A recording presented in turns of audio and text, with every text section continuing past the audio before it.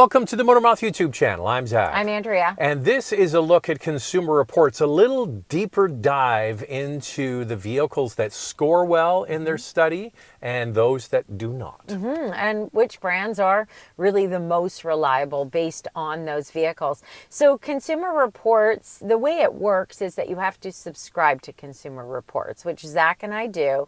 And it's under my name, so they send me all the emails saying, can you fill out this survey? So for example, we just bought an MX-5, so obviously I'm going to say good things about it because it's been good to us so far. So Consumer Reports has looked at over 300,000 vehicles in this study from years 2000 all the way up to 2024. And there are some 2025 models included because they came out early in the year. Okay, one knock against Consumer Reports is the fact that if you subscribe to their service, it used to be the magazine, now it's an online service. Typically, it's a certain kind of demographic that does that. It's not a blanket of everybody who buys cars. Typically, a little more conservative. You want to find out what the best dishwasher and washing machine are, what are the best vehicles. So Consumer Reports tends to skew a little bit older, a little bit more male, and a little bit more conservative. So I always look at the vehicle findings through kind of that lens, but it is a good study, and it is a good practice to read this and J.D. Power and come up with your own findings. Yeah, I think take these studies with a grain of salt, but you can learn a lot from them as well. So Consumer Reports has looked at a variety of vehicles, and they find that gas models have 17 potential problem areas, hybrids 19, plug-in hybrids 20, and then pure electric vehicles 12 in total. And then the most reliable of those categories are hybrid vehicles. And that really rests for the most part on Toyota. They have been doing it a long time. They sell the most hybrids, so you could see that would skew higher. The least reliable in the group were kind of similar, are EVs and plug-in hybrids.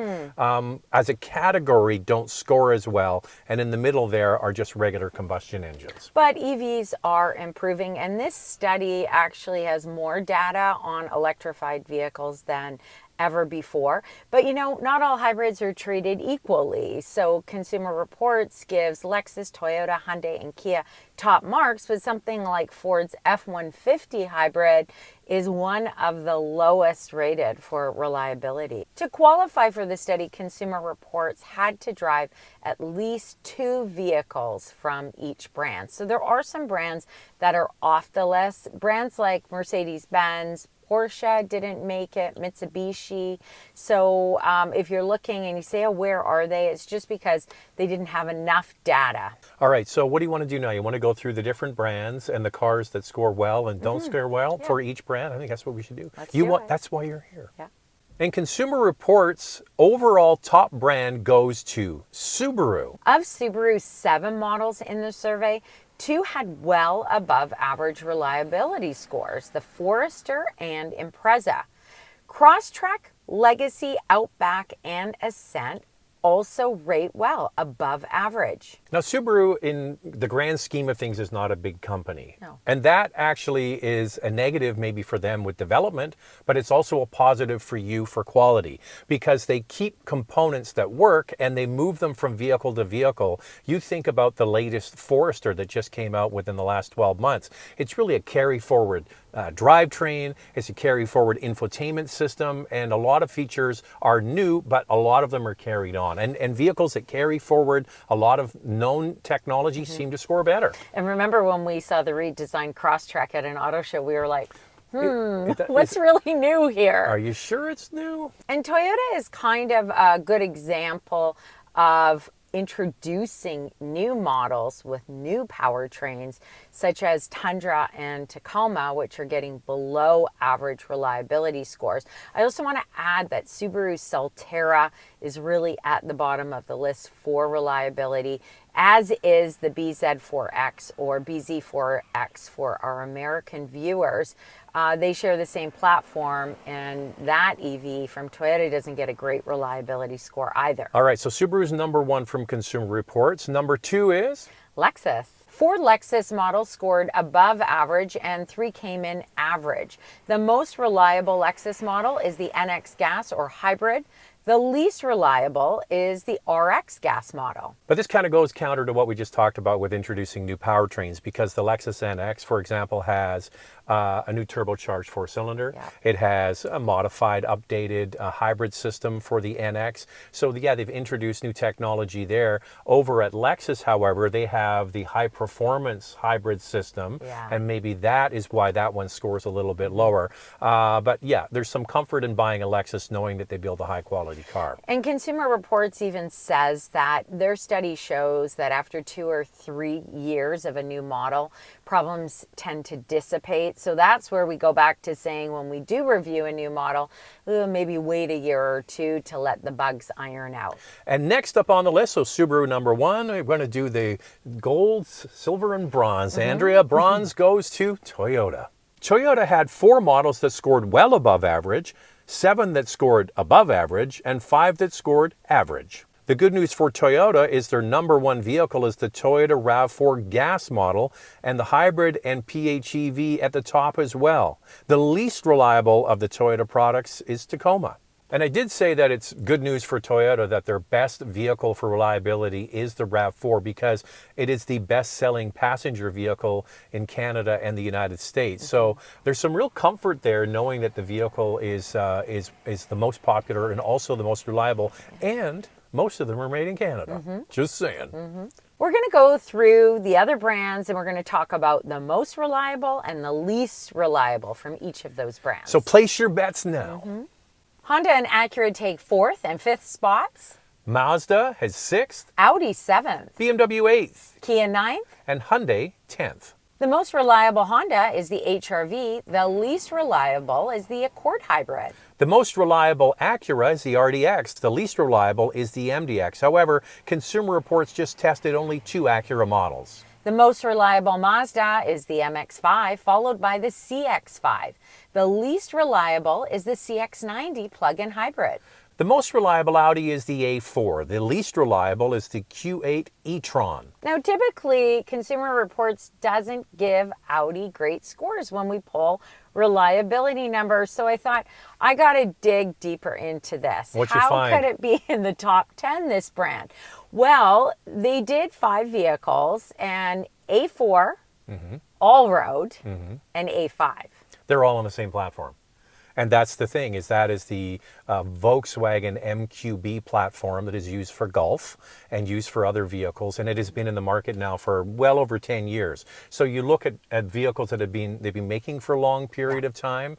So the turbo 4-cylinder engine, 8-speed automatic, and and the electronics hopefully have been worked out as well. So there you go. And the others, Q7 and Q5, which scored lower, and then the Q8, which the e-tron, which we mentioned, is at the bottom. So it kind of makes sense. So every time viewers ask about Q3 and Q5, and I pull these numbers, I'm like, whoa, these are not great predicted reliability scores. So I did want to dig a little bit deeper into Audi. So I want to get an Audi A4 all-road. Oh, that's a good one. Now, BMW is interesting because the most reliable is an electric vehicle, the i4, but the least reliable is also an electric vehicle, the iX. The most reliable Kia is the Sorento hybrid, and the least reliable is the EV6.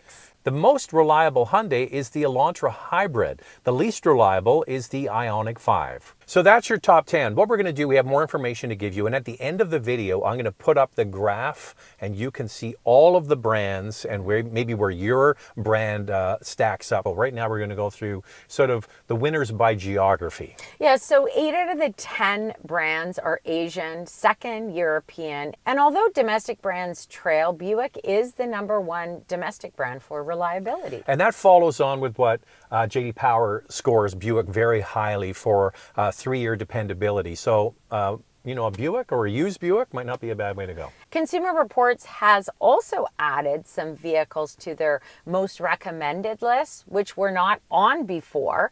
So they are the Ford Explorer, the Ford Bronco Sport, and the Genesis GV80. I would think that Ford would be pretty happy with those recommendations now, as the brand has had issues with reliability. And back to JD Power, one of the biggest moves up in quality was the Ford brand. So just in a moment, I'm going to put that graphic up. You're going to be able to read it. But we thought for the remainder of the video, we're going to go through some other key brands and their most reliable vehicle. For Nissan, it's the Rogue. Ford, it's the Mustang. Volvo, XC60. Chevrolet is the Trailblazer. Tesla, Model 3. Volkswagen is the Tiguan. Cadillac, XT5. For Jeep, it's the Gladiator. And Buick, it's the Envision. So there's some of the winners and some of the losers. And the question is that enough for you to go and just choose a car based on this list? Or do you want more information? If you're a Consumer Reports subscriber, have you filled out these studies and surveys? And what's the feedback been like on that? So please write below. And also, is this going to spur you to maybe take a subscription out to get more information? You know, we were recently at the Chicago Auto Show with Subaru, and they had all of these unveilings, the Forester Hybrid, the Crosstrek Hybrid, and the Forester Wilderness. And we had a big presentation by Subaru, and Consumer Reports was right up there. They were pumped it hard. They pumped it hard. Consumer Reports says we're the #1 brand. We've got this many vehicles.